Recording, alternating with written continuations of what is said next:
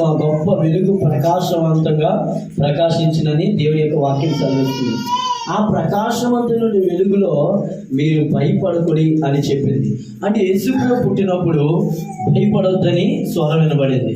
రెండోది, యేసుప్రభు పుట్టినప్పుడు దేవుని సంగమా మీ ప్రజలందరికీ కలగబోవు మహా సంతోషకరమైన శుభవర్తమానం. ఒకటి, భయపడొద్దు. రెండోది, మహా సంతోషకరమైన, ఎవరికి సంతోషకరము? ప్రజలందరికీ. హల్లెలూయా. ప్రజలు అందరికీ మహా సంతోషం. ఒకటేమో అక్కడ గొల్ల దగ్గరికి వెళ్ళి భయపడొద్దని చెప్పారు. రెండోదేమో ప్రజలందరికీ కలగబోవు మహా సంతోషం అని దేవుని యొక్క వాక్యము సెలవిస్తుంది. మూడోదేమో సర్వోన్నతమైన స్థలముల్లో దేవునికి, వినండి, సర్వోన్నతమైన స్థలముల్లో దేవునికి మహిమయు ఆయనకి ఇష్టలని బిడ్డలకి భూమి మీద సమాధానం. ఒకటి, భయపడొద్దు. రెండోది శుభవార్త. మూడోది సమాధానం. హల్లెలూయా. పుట్టుకలో ఏమని చెప్పబడిందంటే భయపడొద్దని దేవుడు ఒక అభయము చెప్పబడింది. రెండోది శుభము చెప్పబడింది. మూడోది సమాధానము చెప్పబడింది. ఇలాగ ఒక ఎత్తైతే దేవుని సంగమం మత్తయి, ఇదేమో లోక సువార్త 2వ అధ్యాయంలో నేను చెప్పాను. మత్తయి సువార్త 1వ అధ్యాయంలో చూస్తే, ఇదిగో తన ప్రజల పాపముల కొరకు ఆయనే తన ప్రాణం పెట్టును, ఆయనే రక్షించును అని దేవుని మత్తయి సువార్త 1వ అధ్యాయం 21-22 వచనాల్లో చూస్తాము. ఆయనకు యేసు అని పేరు పెట్టెను. దేవుని యేసు అనగా రక్షకుడు. హల్లెలూయా. యేసు రక్షకుడు అని రాయబడి ఉంది. అలాగే ఇమ్మానుయేలు అనే పేరుకి అర్థం ఏంటంటే దేవుడు నీకు తోడుగా ఉన్నాడు. ఈరోజు ఇక్కడ కూర్చున్న మీ అందరికైనా, మాట్లాడుతున్న నాకైనా ఇమ్మానుయేలు పుట్టాడు, ఆయన తోడుగా ఉన్నాడు. నేను మళ్ళా మొదటి నుంచి చెప్తున్నాను, వినండి. ఒకటి, భయపడొద్దు. రెండు, శుభము. మూడు, సమాధానము. నాలుగు, మీకు తోడై ఉన్నాడు. హల్లెలూయా. ఐదు, మీకు రక్షకుడుగా ఉన్నాడు. హల్లెలూయా. దేవుని ఎక్కడ తోడుగా ఉన్నాడు? నీ పనిపాట్లలో తోడుగా ఉన్నాడు. ఎక్కడ తోడుగా ఉన్నాడు? నీ కుటుంబంలో తోడుగా ఉన్నాడు. ఎక్కడ తోడుగా ఉన్నాడు? దేవుని సంగమా మన అన్ని విషయాల్లో కూడా ఆయన మనకి తోడై ఉన్నాడు. దేవుని సంగమా మరలా నేను రిపీట్ చేస్తున్నాను. ఎందుకు తెలుసా? నేను చెప్పిందే 10 సార్లు ఎందుకు చెప్తానంటే మరలా ఎప్పుడు కూడా మర్చిపోకూడదు. మరలా రిపీట్ చేసి నా సబ్జెక్ట్ కొంచెం ముందుకి తీసుకుని వెళ్ళి నేను ముగిస్తాను. అదేమనంటే, ఒకటి, భయపడదు. రెండు, శుభము. మూడు, సమాధానం. నాలుగు, మీ కొరకు రక్షకుడు పుట్టి ఉన్నాడు. ఐదు, మీ కొరకు దేవుని ఇమ్మానుయేలు అంటే మీకు దేవుడు తోడుగా ఉన్నాడు. దేవుని ఒక మనిషికి రక్షణ కావాలి, ఒక మనిషికి సమాధానం కావాలి, ఒక మనిషికి ఎప్పుడు కూడా శుభము. ఎప్పుడైనా చాలా కాలం తర్వాత కనిపించనుకోండి, ఏమైనా శుభవచనాలు ఉన్నాయా అని అడుగుతారా? అంటే చూడండి, శుభము యేసులోనే ఉంది, అభయము యేసులోనే ఉంది, రక్షణ యేసులోనే ఉంది, సమాధానము యేసులోనే ఉంది, తోడు కూడా యేసయ్యలోనే ఉంది. హల్లెలూయా. అందుకే ఆయన సర్వలోక రక్షకుడిగా పిలువబడ్డాడు. హల్లెలూయా. అయితే దేవుని సంగమా ఈ రక్షకుడు యేసుప్రభు పుట్టినప్పుడు ఇవన్నీ కూడా జరిగాయి. ఇవన్నీ కూడా చేయిస్తూ వచ్చారు. జ్ఞానులు వెళ్ళారు, దేవుని పూజించారు, మ్రొక్కారు, సాగిలి పడ్డారు, నమస్కరించారు, కానుకలు అర్పించారు. వినాలి దయచేసి. కానుకలు అర్పించారు. దేవుని గొర్రెలు వెళ్ళారు, పూజించారు, సంతోషించారు, ఆ వార్తను ప్రకటిస్తూ వచ్చారు. అయితే యేసుప్రభు పుట్టాడు, బాగానే ఉంది. యేసుప్రభు పుట్టాడు కాబట్టి ఇవన్నీ కూడా ఈ సంతోషము, సంబరాలు. అయితే ఇప్పుడు యేసుప్రభు ఎందుకు పుట్టాడు అన్నది నా ప్రశ్న. యేసుప్రభు పుట్టినప్పుడు భయపడొద్దు అన్నాడు, దేవుని సంగమా శుభం అన్నాడు, సమాధానం అన్నాడు, రక్షకుడు అన్నాడు, తోడుగా ఉన్నాను అన్నాడు. ఈ 5 మాటలు. అయితే ఇప్పుడు యేసుప్రభు ఎందుకు పుట్టాడు? మానవుల కొరకు పుట్టాడు. చాలా జాగ్రత్తగా వినండి. కరెక్టే మీరు చెప్పింది. ఎందుకు మానవులు దేని కొరకు పుట్టాడంటే, దేవుని లోక సువార్త 19వ అధ్యాయం 10వ వచనం ఏమంటుందంటే, నశించుచున్న దానిని వెతికి రక్షించడానికి మనిషి కుమారుడు లోకానికి వచ్చాడు. హల్లెలూయా. దేవుని వినండి జాగ్రత్తగా. నశించుచున్న దానిని వెతికి రక్షించడానికి మనిషి కుమారుడు లోకానికి వచ్చాడు. ఎక్కడి నుంచి నశించిపోతున్నాడంటే మానవుడు ఒకటి దేవుని సభ చెయ్యొద్దన్న పనులు చేసి దేవుని సన్నిధిలో నుంచి నశించిపోతున్నాడు. దానికి రెఫరెన్స్ తీసి చదివించేంత సమయం లేదు. దేవుని సభ ఆదికాండము 3వ అధ్యాయము 24వ వచనంలో దేవుని సన్నిధిలో నుంచి ఆదాము నెట్టివేయబడినట్టుగా వెళ్ళగొట్టబడినో అని ఉంటుంది. కాబట్టి దేవుడైన యెహోవా ఆదామును వెళ్ళగొట్టిన తర్వాతని దేవుని యొక్క వాక్యం. అంటే మనిషి ఎక్కడి నుంచి వెళ్ళగొట్టబడ్డాడంటే దేవుని సన్నిధిలో నుండి వెళ్ళగొట్టబడ్డాడు. ఇది ఆదికాండము 3వ అధ్యాయం 24లో ఉంటుంది. రెండోది మనిషి ఎక్కడి నుంచి నశించిపోతున్నాడంటే దేవుని మాట వినటంలో నుంచి, దేవుని సహవాసంలో నుంచి నశించిపోతూ ఉన్నాడు. నశించిపోయాడు ఆల్రెడీ. తినొద్దన్న పండు తినని తినమనే ఆ మొత్తం ఆదికాండం 3వ అధ్యాయంలోనే రాయబడి ఉంది. దేవుని సంగమా యేసు ప్రభు చల్లపోట ఆదాము అవ్వ నీవు ఎక్కడున్నావంటే యేసు ప్రభు మాట విని ఆయన స్వరం విని వీళ్ళు ఏం చేశారు? తాముకున్నారు. అంటే దీని అర్థం ఏంటో తెలుసా?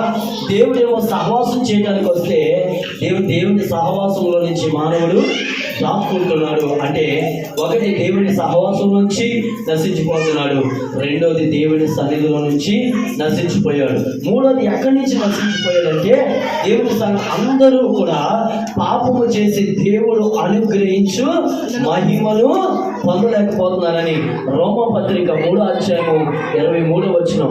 అంటే దేవుని సన్నిధిలో నుండి, దేవుని సహవాసములో నుండి, దేవుని మహిమలో నుండి మానవుడు ప్రేమయ్యాడంటే నశించిపోతాడంటే నెట్టివేయబడ్డాడు, దూరం అయిపోయాడు.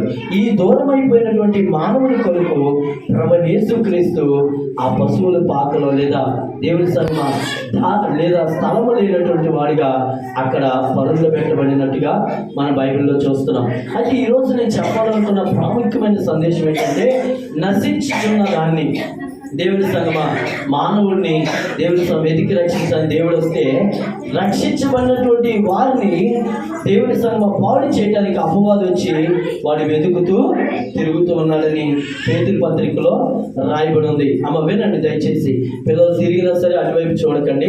అయితే నేను చెప్పే మాట ఏంటంటే, నా ప్రియ అక్క చెల్లి తల్లి మీ అందరికీ చేతులు ఎత్తి చెప్తున్నాను, దేవుని సంగం నశించుతున్న దాన్ని వెతికి రక్షించాలి. ఈ లోకంలో ఇప్పుడు చూస్తే ఆ దినాల్లో ఆది కాలంలో దేవుని సన్నిధిలో నుండి నశించిపోయారు, దేవుని సహవాసంలో నుంచి నశించిపోయారు, దేవుని మహిమలో నుంచి నశించిపోయారు. ఈ రోజు మనం చూస్తే దేవుని సంగమ ఈ లోకములో దేవుని సంగమ ఈ తాగుడని లేదా ఈ వ్యభిచారమని ఈ దొంగతనమని ఈ అబద్ధాల్లో పడిపోయి దేవుని సంగమ ఆ రక్షణలో నుండి మనం ఏమవుతున్నాం? నశించిపోతున్నాం. ఆ లోకస్ వార్తలు ఏముండదంటే ఒక గొర్రె తప్పిపోతే 99 గొర్రెలు విడిచిపెట్టి ఆ ఒక్క గొర్రెని వెతుక్కుంటూ ఆ యజమానుడి గొర్రెలు కాపరి వెళ్ళాడండి. దేవుని సంగమా వినండి, ఈ రోజున దేవుని యేసు ప్రభు మనలందరినీ కూడా వెతుక్కుంటూ ఈ లోకానికి వచ్చాడు. హల్లెలూయా. దేవుని వెతుక్కుంటూ వచ్చాడు. మీరు కనుక ఆ లోకాసు వార్త 19వ అధ్యాయం చూస్తే 10వ వచనంలోనేమో నశించుతున్న దాన్ని వెతికి రక్షించడానికి వచ్చాడని ఉంది. కానీ 9వ వచనంలో ఏమంటో తెలుసా? దేవుని సంగమా 19వ అధ్యాయం ప్రారంభంలో ఈ లోకములో అబద్ధాల్లోనూ మోసాల్లో నశించిపోతున్న జక్కయ్యను వెతికి రక్షించాడు. ఆ లోకాసు వార్త 19వ అధ్యాయం 9వ వచనంలో నేడు ఈ ఇంటికి రక్షణ వచ్చింది. హల్లెలూయా. యేసుని చూడాలని చక్కయ్య వెతుకుతూ ఉంటే, కానీ చక్కయ్యనే ముందు యేసయ్య చూశాడు, ఆ ఇంటికి రక్షణ వచ్చింది. నేడు ఈ లోకంలో దేవుని సంగమా ఈ రక్షణ ఎవరిచ్చారు మనకి అంటే ప్రభువైన యేసుక్రీస్తు. ఈ రక్షణ ఇవ్వటానికి ఆయన ఏం చేశాడో తెలుసా? నా ప్రియ అక్క చెల్లి తల్లి, ఈ రక్షణ ఇవ్వటానికి యేసు ప్రభు శిలువ మరణము పొందాడు. హల్లెలూయా. దేవుని సంగమా, శిలువ మరణం పొందాడు. మీకు ఒక వాక్యాన్ని చూపిస్తాను. దేవుని ఆ వాక్యం ఏంటంటే, యేసు ప్రభు పుట్టినప్పుడేమో స్థలము కోసం వెతికారు. ఇప్పుడు యేసు ప్రభు చనిపోయేటప్పుడు ప్రజలందరూ ఏమంటున్నారో తెలుసా? మీకు స్థలం లేదని చెప్పట్లా. తీయండి చూద్దాం. దేవుని యోహాను సువార్త ఈ మాట నేను చదివినప్పుడు నేను ఏడుస్తూ వచ్చాను. లేదా ఈ మాటను చదివినప్పుడు, అరే యేసు ప్రభు పుట్టేటప్పుడేమో స్థలము లేదన్నారు. యేసు ప్రభుని ఆయన దేవుని త్యాగం చేసేటప్పుడు ప్రజలందరూ ఏమన్నారో ఒకసారి చూద్దామండి. దేవుని చాలా ప్రాముఖ్యమైన మాట ఏంటంటే, శుభమాని దేవుని క్రిస్మస్ వేడుకలు ఇప్పటి వరకు చప్పట్లు కొడితే మీరేంటంటే మళ్ళీ మాకు సిలువ మరణం గురించి చెప్తారంటే, సిలువ లేనిదే క్రిస్మస్ లేదు, సిలువ కొరకే క్రిస్మస్. హల్లెలూయా. సిలువ లేకపోతే యేసు ప్రభు వచ్చాడు. చూడండి 19 అధ్యాయం యోహాను సువార్త 19 అధ్యాయం త్వరగా చూద్దాం. యోహాను సువార్త 19 అధ్యాయము దేవుని సంగమా 19 అధ్యాయము 15 వచనం చదువుదామా? 15 వచనం. అందుకు వారు ఇతన్ని సంహరించుము, సిలువ వేయమని కేకలు వేసిరి. చాలండి, ఒక్క నిమిషం. హల్లెలూయా. ఒకసారి నా మాట జాగ్రత్తగా వినండి. యేసు ప్రభు పుట్టేటప్పుడు జన్మ కోసం స్థలం అడిగితే స్థలం లేదన్న ప్రజలు, యేసు ప్రభు ఇప్పుడు దేవుడు ఆయన చివరి దినాల్లో ఏం చెప్తున్నారో తెలుసా? ఆయనకి ఎక్కడ స్థలం ఏమంటున్నారు? సిలువ మీద. సిలువ వేయము. దేవుని సంగమ యేసు ప్రభు యొక్క దేవుని ఆయన ఎక్కడ చేరుస్తున్నారంటే సిలువ మీద చేరుస్తున్నారు. హల్లెలూయా. దేవుని సంగమా, సిలువ మీద యేసయ్యకి స్థలం ఇచ్చాం. ఆ రోజున యేసయ్య సరే నీ కొరకు నా కొరకు ఆ సిలువను ఎక్కాడు. ఆ సిలువ ఎక్కినటువంటి యేసయ్య ఎందుకు ఎక్కాడో తెలుసా? అది అలాగే జరగవలసింది, జరిగింది. కానీ ఈ రోజున నిన్ను నన్ను ప్రేమించి ఆయన ఆ రోజున రక్తం కాచి ప్రాణం పెడితే ఈ రోజున అంటున్నాడు, కొంచెం స్థలం ఇస్తారా? నక్కలకు బొరియలను దేవుని సంఘ పక్షులకు గూళ్ళు ఉన్నాయి, ఆకాశ పక్షులకు. మనిషి కుమారుడు తలవాల్చుటకు స్థలమైనా లేదట. దేవుని ఒక్క మాట వినండి అమ్మ, అక్క, చెల్లి. ఈ క్రిస్మస్ లో యేసుని నీ సొంత రక్షకుడిగా అంగీకరిస్తే యేసయ్యే చెప్పాడు, నేడు ఈ ఇంటికి రక్షణ వచ్చింది. మీ పక్క వరకు ఒక్కసారి సెకండ్ ఇచ్చి, నేడు నీ ఇంటికి రక్షణ వచ్చును గాక అని చెప్పండి. నేడు నీ ఇంటికి రక్షణ వచ్చును గాక. ఆమేన్. నేడు నీ ఇంటికి రక్షణ వచ్చును గాక. హల్లెలూయా. అయితే దేవుని సంగమా, యేసయ్య ఇంటికి వచ్చి దేవుని మన హృదయంలోకి వచ్చినప్పుడు మన ఇంటికి రక్షణ వస్తుంది. అయితే ఇది ఎక్కడి నుంచి రక్షణ అంటే, ఒక మాట వినండి, పాపము నుంచి విడిపించబడి పరలోకముకి వెళ్ళడానికి రక్షణ అనుగ్రహించాడు. మరి ఈ భూలోకంలో అమ్మ వినండి, ఈ భూలోకంలో మనం ఎలాగా జీవించాలంటే, మళ్ళా నేను మీకు ఒక ప్రశ్న వేస్తాను. యేసయ్య వచ్చాడు, రక్షణ ఇచ్చాడు, ఇంకా ఏమిచ్చాడు? యేసయ్య వచ్చి ఇంకా ఏమిచ్చాడు? ఈ మాట చదివించి నేను ముగించేస్తాను. దేవుని యేసయ్య దేవుని పరలోకానికి వెళ్ళడానికి అమ్మ వినండి, రాజుగారు వినబడుతుందన్నమాట. పరలోకానికి వెళ్ళడానికి యేసుప్రభు రక్షణ ఇచ్చాడు. ఈ పరలోకానికి వెళ్ళే ప్రయాణం ఉంటుంది కదా, భూలోకంలో మనం జీవించడానికి సేపు. ఈ భూలోకంలో జీవించాలంటే యేసయ్య ఈ భూలోకానికి వచ్చి మనకి ఇంకా ఏమి ఇచ్చాడు? యేసయ్య ద్వారా ఏం కలిగిందని అంటే, కొరింథీయులకు రాసినటువంటి మొదటి పత్రిక 1వ అధ్యాయము 31వ వచనం. ఇది ఆఖరి వచనం నేను చదివి నేను వినిపించాలని ఆశపడుతున్నాను. కొరింథీయులకు రాసిన మొదటి పత్రిక 1వ అధ్యాయం 31వ వచనం చదవండి.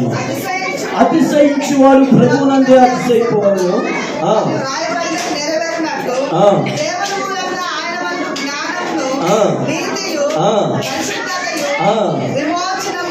హల్లెలూయా. దేవుని మూలముగా అంటే దేవుడు రక్షణ ఇచ్చాడు. ఆ రక్షణ మూలంగా అమ్మ వినండి అమ్మా, ప్లీజ్ పిల్లల మాట వినదు ప్లీజ్ ఒకసారి. దేవుని మూలంగా మనకి జ్ఞానము కలిగింది. నీ కుటుంబంలో నువ్వు ఎలా నడుచుకోవాలో, హల్లెలూయా, ఉన్నారా జ్ఞానం కలిగిన స్త్రీలు? నీ కుటుంబం దేవుని మూలంగా రక్షణ మాత్రమే కాదు, ఈ రక్షణ భూలోకం నుంచి పరలోకానికి, ఈ పరలోకానికి వెళ్ళే ఈ యాత్ర ముగించుకునే లోపు ఈ భూలోకంలో నువ్వు జ్ఞానం కలిగి నడుచుకోవాలి. ఆమేన్. రెండోది నీతి కలిగి నడుచుకోవాలి. నీతి సూర్యుడైన ఆయన అనీతిమంతులమైన మన కొరకు ప్రాణం పెట్టినని రోమాపత్రికలో రాయబడి ఉంది. హల్లెలూయా. దేవుని మూలంగా జ్ఞానం కలిగింది, దేవుని మూలంగా నీతి కలిగింది, దేవుని మూలంగా పరిశుద్ధత కలిగింది. హల్లెలూయా. దేవుని పరిశుద్ధత. ఈ లోకంలో మన మాటలు ఎలా ఉన్నాయి, మన చూపులు ఎలా ఉన్నాయి, మన యొక్క క్రియలు ఎలా ఉన్నాయి? ఉందా ఈరోజు పరిశుద్ధత? యేసు ప్రభు ఏదో క్రిస్మస్ అనగానే ఇప్పుడు ఎలా చెప్పారు కదా, ఇంటి పైన స్టార్, ఇంటిలోని బాధ కాదు. ఏమంటే ఒంటికి అందం, బట్టలు, ఇంటికి సున్నం, పంటికి అందం, జేబుకి కన్నం. దేవుని సంగమా, ఇది కాదు క్రిస్మస్ అంటే.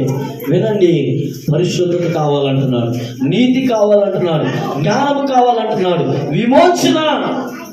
విమోచన బంధకాల నుంచి, వ్యసనాల నుంచి, పాపము నుంచి, తాగుడు నుంచి, వీటన్నిటి నుంచి విమోచన కూడా ఇవ్వటానికి యేసుప్రభు ఈ లోకానికి వచ్చి ఉన్నాడు. ఆయన ఈ లోకానికి అన్ని ఇవ్వటానికి వస్తే మనమేమో ఆయనకి ఏమి ఇచ్చామంటే సిలువనిచ్చాము. దేవుని సంగమా, ఒకసారి వినండి, నేను ముగిస్తున్నాను. ఈరోజున యేసు ప్రభు నీ ఇంటికి రక్షణ ఇవ్వటానికి వచ్చాడు. ఆమేన్. నీకు రక్షణ ఇవ్వడానికి వచ్చాడు, నిన్ను రక్షించడానికి వచ్చాడు. నువ్వు పాటలు పాడి చప్పట్లు కొడతావని కాదు, యేసుని నీ సొంత రక్షకుడిగా అంగీకరిస్తావని ఆయన లోకానికి వచ్చాడు. ఆయన నీ సొంత రక్షకుడిని అంగీకరిస్తే దేవుని పరలోకంలో నీకు స్థానం ఉంటుంది, భూలోకంలో కూడా నీకు నీతి, పరిశుద్ధత, జ్ఞానము కూడా అనుగ్రహించడానికి ఆయన ఈ లోకానికి వచ్చాడని ప్రభు పేట మనవి చేస్తూ ఈ మాటలు ముగిస్తున్నాను. ఈ పరిశుద్ధమైన మాటలు దేవుడు మనందరి వెనుకలో దీవించి ఆశీర్వదించును గాక. ఆమేన్.